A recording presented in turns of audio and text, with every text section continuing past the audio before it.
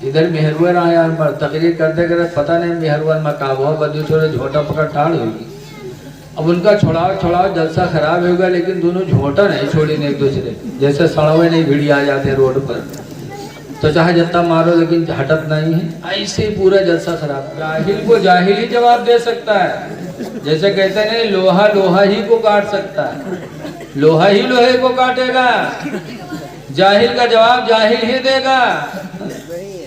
سامنے رکھتے ہیں تو کیا قبر میں جاتا ہے؟ اے سوال کرنے والوں ذرا قربانی کے منظر کو سامنے رکھو. جب تم قربانی کرتے ہو, قربانی کا بکرا ذبح ہوتا بسم اللہ اللہ اکبر, جب بکرا ذبح ہو جاتا تو قربانی کرنے والا دعا مانگتا ہے اللہم تقبل هذه الاضحیہ, اے اللہ اس قربانی کو تو قبول کر دے. بکرا سامنے ہوتا ہے, ہاتھ اٹھا کر دعا مانگی جاتی ہے, بولو اے اللہ اس کو تو قبول کر دے, تو کئی بکروا ہوا چلا جاتا ہے.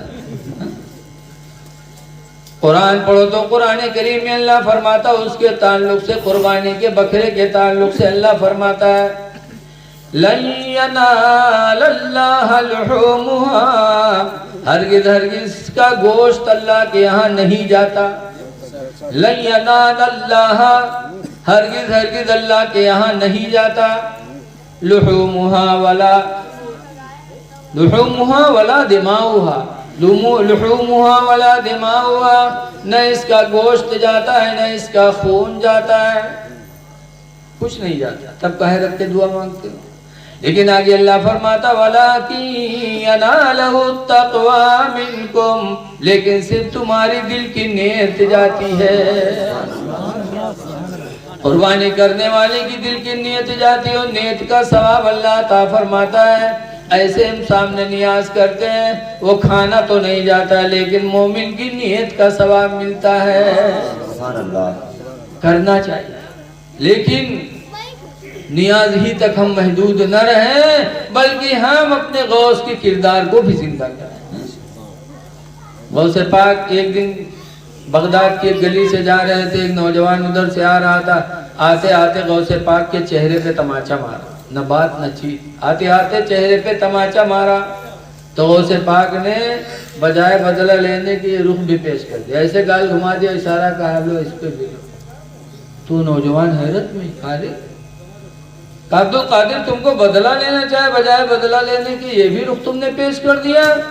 تو غوث پاک فرماتے میں کیا بدلہ لے لوں, تم نے میرے اوپر احسان کیا ہے. ہاں وعدہ کرتا ہوں کہ اگر اللہ نے قیامت کے دن مجھے جنت دی تو میں تمہیں بغیر ساتھ لیے جنت میں نہیں جاؤں گا. تو اور حیران ہو گیا کہ میں نے کون احسان کیا. تب غوث پاک فرماتے سنو, بغیر غلطی کے تم نے میرے چہرے پہ تماچا مارا, مجھے غصہ پیدا ہوا, پھر میں نے غصے کو پی لیا, صبر کر لیا, تو صبر کی نیکی تمہاری وجہ سے مجھے نصیب ہو گئی. اگر تم مارے نہ ہوتے تو مجھے صبر کا موقع کہاں سے ملتا. تم نے مارا, میں نے صبر کیا, تو صبر جیسے بڑی نیکی تمہارے وجہ سے مجھے اللہ نے عطا فرمائی, تم سبب بن گئے. تو اس لیے وعدہ کرتا ہوں کہ اگر اللہ نے مجھے جنت دیا تو بغیر میں تمہیں ساتھ میں لیے جنت میں نہیں جاؤں گا. اے لوگوں, غوث کی زندگی کو سامنے رکھو. آج تم بدلہ لے رہے ہو, کوئی تھپڑ مارا تو تم جان لینے کی کوشش کر رہے ہو, اور بن رہے ہو سنی مسلمان, غوث کے ماننے والے بھی بن رہے ہو, حسن کے ماننے والے بن رہے ہو.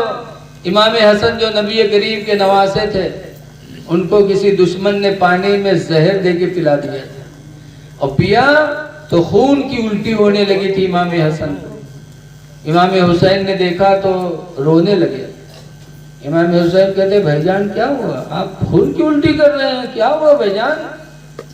حسن نے کہا تھا حسین کسی نے مجھے زہر پلا دیا. تو حسین نے کہا تھا بھائی جان اس کا نام بتا دیجیے. کس نے آپ کو زہر دیا, نام بتا دو. کا نام پوچھ کے کیا کرو گے, کہا میں آپ کا بدلہ لوں گا. تو امام حسن نے کیا کہا تھا, کہا تھا حسین تم سے بہتر بدلہ لینے والا میرا خدا ہے. سارا معاملہ میں نے خدا کے حوالے کر دیا. حسین تمہیں بدلہ لینے کی ضرورت نہیں ہے, بہترین بدلہ لینے والا میرا تو رب ہے, میں نے رب کے حوالے کر دیا. اے حسن کے ماننے والوں، تمہارے ساتھ بھی کوئی ظلم و زیادتی کرے تو بدلہ نہ لو، حسن کی زندگی کو سامنے رکھ لو، صبر کر لو، ورنہ پھر حسن حسین کہتے رہو، کہنے سے کوئی فرق نہیں پڑے گا، بدلہ نہ لو۔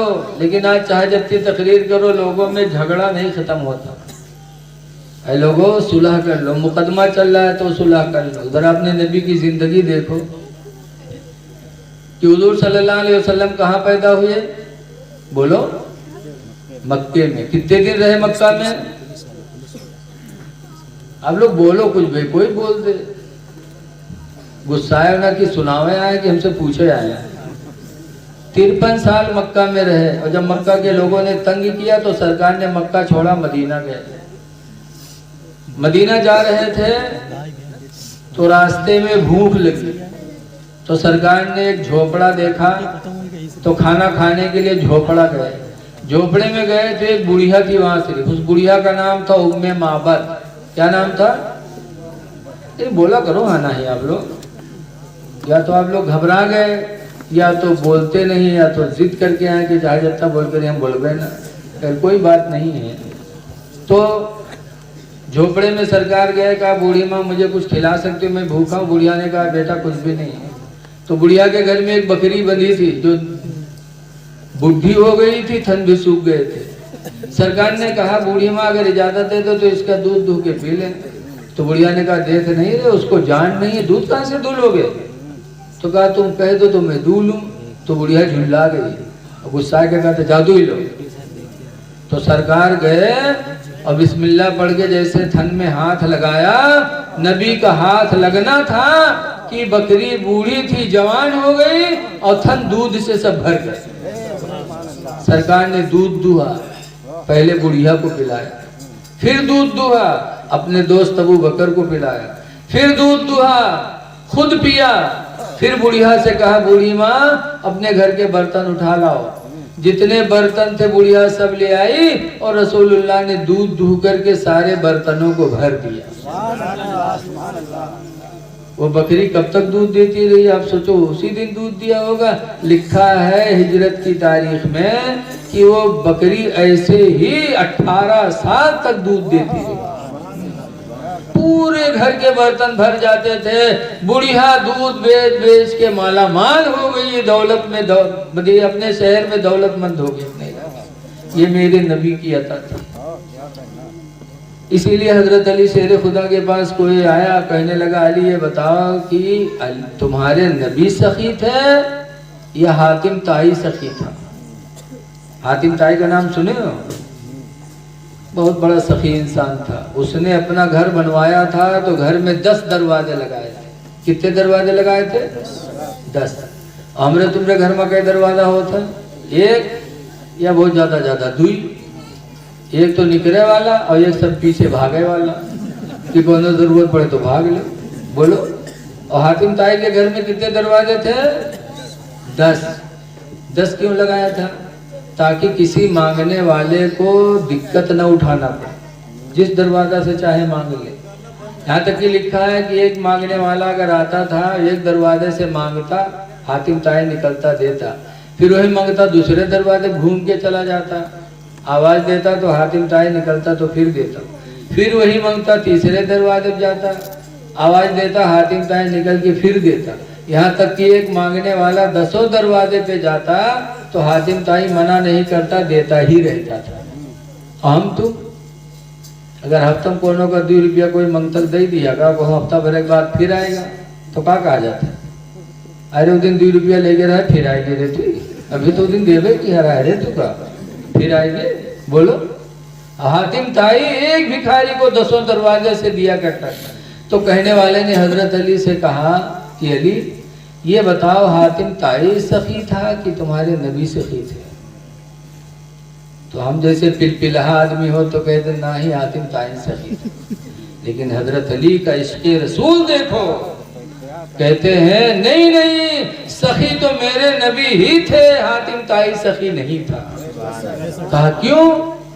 تو علی کہتے ہیں سنو، حاتم تائی اگر سخی ہوتا نا تو جب پہلے دروازے پر بھکاری نے مانگا تھا تو اتنا دے دیتا کہ بھکاری کی ضرورت پوری ہو جاتی، دوسرے دروازے پر پھر مانگنے کی ضرورت نہیں پڑتی،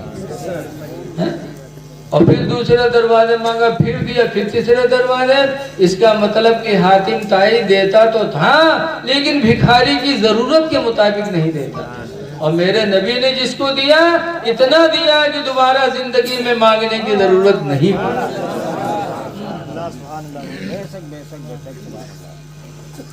تو میرے نبی سخی تھے، اسی لیے اعلیٰ حضرت بھی فرماتے ہیں، اعلیٰ حضرت نے جو کچھ کہا سب صحابہ کی بولیوں پہ فرمایا۔